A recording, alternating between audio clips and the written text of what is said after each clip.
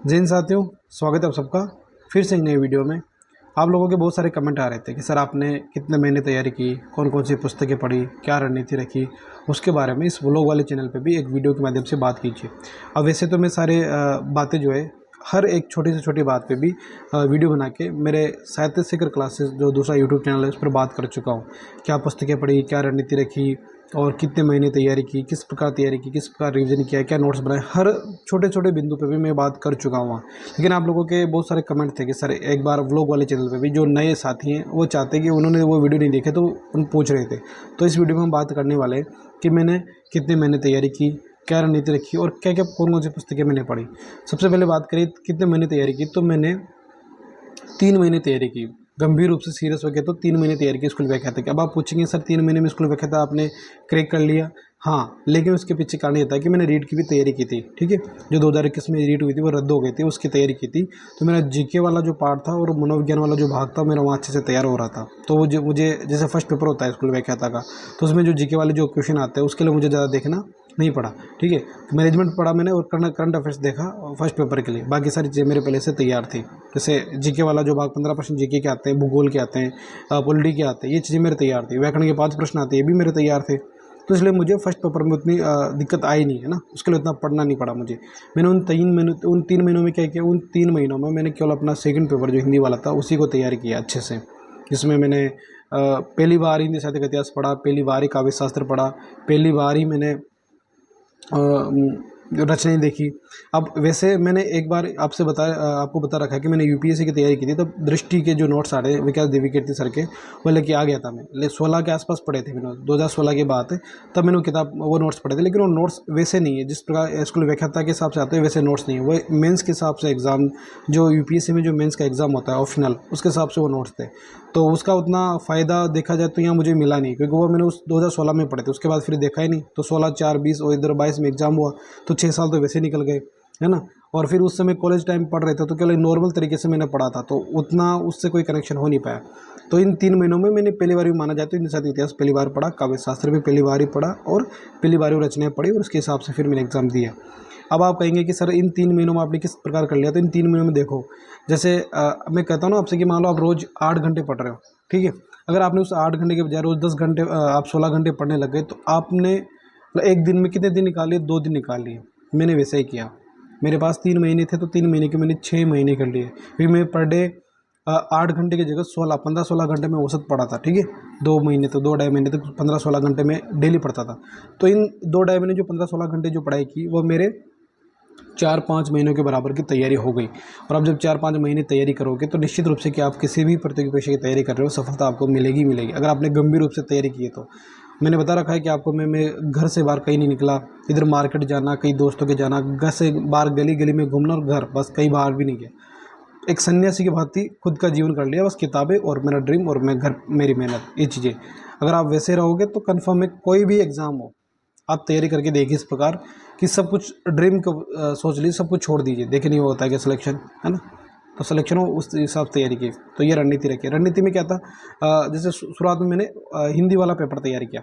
GK वाला तो जैसे मैंने बता दिया आपको, रीड के टाइम पढ़ रखा था, तो उसमें मुझे उतनी दिक्कत थी नहीं, तो मैंने उसको ध्यान दिया नहीं। मैंने सोचा कि पहले अगर मैं हिंदी पर अच्छे मजबूत कर लेता हूँ और हिंदी पर मेरी अच्छी पकड़ हो जाएगी तो सिलेक्शन भी, क्योंकि व्याख्याता में आपका विषय मजबूत होना बहुत ज़रूरी है। इस हिसाब से फिर मैंने हिंदी पर पकड़ बनाने की पूरी वो की। और हिंदी जब मैंने 2 महीने का आराम से मैंने हिंदी ढंग से तैयार हो गई मेरी, फिर 1 महीने, लास्ट के 1 महीने में मैंने फर्स्ट पेपर को देखा था। और मैंने आपको बता रखा है कि मैथ्स, रीजनिंग, इंग्लिश और रीजनिंग, साइंस, ये 4 पार्ट तो मैंने बिल्कुल भी नहीं देखे, क्योंकि मुझे पता था कि इनमें मैं जितना भी टाइम दूंगा उतना वेस्ट ही जाएगा, क्योंकि मुझसे तैयार होना नहीं है। छोड़ दिया था। कुछ चीज़ें छोड़नी भी पड़ती है ना, एक रणनीति ये होती है ना। हम जब किसी भी प्रतियोगी परीक्षा की तैयारी करते हैं तो सबसे बड़ी बात ये होती है कि क्या छोड़ना है और क्या पढ़ना है, ये सबसे इंपॉर्टेंट है। और ये चीज़ हमें सोचनी पड़ेगी। ठीक है, तो ये चीज़ मैंने सोची कि मैं कहाँ कमज़ोर हूँ, कहाँ सही हूँ, और कितना छोड़ूंगा तब भी मैं उस चीज़ को, उसकी कमी को पूर्ति दूसरी जगह कर लूँगा। तो मैंने उसकी कमी अपने विषय में पूर्ति की और विषय में मैंने अच्छा स्कोर किया, उसका फ़ायदा मुझे हुआ, उससे सिलेक्शन हुआ। ठीक है, तो लास्ट के 1 महीने मैंने फर्स्ट पेपर देखा और 2 महीने के आसपास मैंने साहित्य तैयार किया, उसमें मेरा हो गया। और पहले से चल ही रहा था तो ज़्यादा उतनी दिक्कत आई नहीं। अब बात कर लेते हैं बुक्स की। तो जैसे सेकंड पेपर है अपना हिंदी साहित्य वाला, तो उसमें हिंदी साहित्य का इतिहास आता है, तो उसके लिए मैंने 2 पुस्तकें पढ़ी थी। एक तो सरस्वती गोविंद पांडे वाली पुस्तक जो आपको बताया रखा है मैंने, और एक जो है मनोज मिश्रा सर की पुस्तक के शॉर्ट नोट्स बनाए थे, जैसे कि भक्तिकाल की विशेषता, आदिकाल की विशेषता, बहुत सारे ऐसे तथ्य थे जो उसमें नहीं थे सरस्वती पांडे वाली पुस्तक में। इसके अलावा मैंने ऑब्जेक्टिव निकाल लिए थे, जैसे प्रेस कार्य गाइड उससे ऑब्जेक्टिव निकाल लिए थे, और अरिहंत की भी मेरे पास नेट वाली गाइड थी, उससे भी मैंने ऑब्जेक्टिव देख लिए थे। ये चीज़ें मैंने उसमें की। बात करते काव्य शास्त्र के लिए, तो काव्य शास्त्र के लिए मैंने गूगल से नोट्स तैयार किए, जैसे काव्य गुण सर्च कर लिया, काव्य दोष सर्च कर लिया, है ना। वहाँ से जो भी उसमें आचार्यों की परिभाषा निकल के आ रही है, जो भी तथ्य निकल के सामने आते थे, वो वैसे मैंने उनसे नोट्स तैयार कर लिए, क्योंकि सफिशेंट होता है। और इतना डिफिकल्ट एग्जाम, मतलब इतना डिफिकल्ट क्वेश्चन बनते नहीं काव्य शास्त्र, ज़्यादातर परिभाषा सीधे से उठाई वो जो आती है। पिछले सालों के प्रश्न पेपर देख लिए थे, तो परिभाषा तो सीधे वहाँ से उठा के दे दी जाती है, वैसे आता है, तो पढ़ लिया था ना। तो गूगल से नोट्स तैयारी कर लिए काव्य शास्त्र। और रचनाएं जो है, रचनाओं के लिए मैंने सरसा पब्लिकेशन की आती है, मधुरमा बुक आती है, वो लेके आया था। उस किताब को पढ़ा था, बहुत शानदार बुक थी वो। और बहुत सारे कमेंट आते हैं कि सर ये मधुरिमा बुक मार्केट में मिल नहीं रही है। अगर मान लो अगर आप अभी तलाश करेंगे, अगर नहीं मिलती है, तो नया सिलेबस आने दे, सामान्य शिक्षा विभाग जब भर्ती आएगी, जो सिलेबस आएगा उस अकॉर्डिंग बुक जरूर आएगी मार्केट में, तो उसे देख लेना। बाकी अगर तलाश करो मिल जाए तो अच्छी बात है, वरना बुक आ जाएगी, वो अच्छी बुक थी वो, उस किताब से मैंने तैयारी की थी। तो और व्याकरण के लिए देखें तो राघव प्रकाश जी की व्याकरण की किताब थी, और उसके अलावा 9वीं से 12वीं तक की जो एनसीईआरटी की चलती किताब, वो किताब देखी थी, उससे मेरा व्याकरण तैयार हो गया था।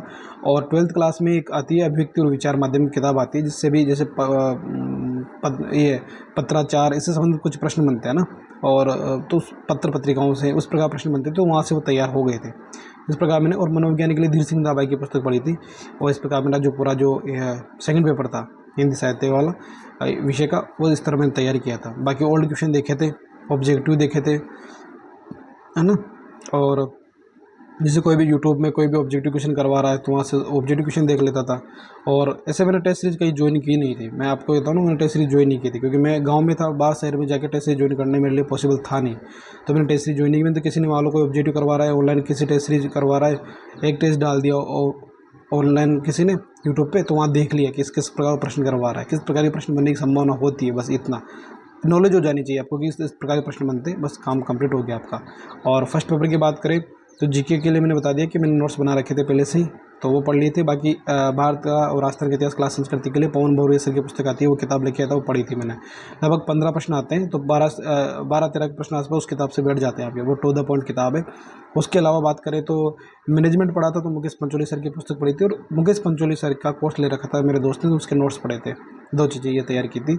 करंट अफेयर्स के लिए विनोद स्वामी का वार्षिकांक आता है, जो वो एग्ज़ाम के पास एग्ज़ाम था उसके पहले एक में निकालते हैं, वो वार्षिकांक था, वो पढ़ा था, बहुत शानदार किताब थी। और लगभग 3-4 बार पढ़ लिया था। उसमें से 10 प्रश्न आते हैं आपके करंट अफेयर्स के, तो 7 से 8 प्रश्न आपको देखने को मिल जाते हैं। अब ठीक है कि आप उतने सही हो भी नहीं पाते उस किताब से, तो होते, लेकिन हमें याद रहे तब ना। तो लगभग 5-6 प्रश्न मेरा उसमें, 6 प्रश्न आसपास मेरे सही हो गए थे करंट अफेयर्स के। और बात करें कि जैसे मैंने आपको बता दिया कि रीजनिंग, साइंस, मैथ्स, गणित मैंने छोड़ दिया। 5 प्रश्न व्याकरण के जो आते हैं वो तो उधर तैयार करते ही हैं, विषय का है से, तो उसमें कोई दिक्कत थी नहीं, वो एनसीईआरटी वाली किताब से निकल जाते हैं उसके 5 प्रश्न।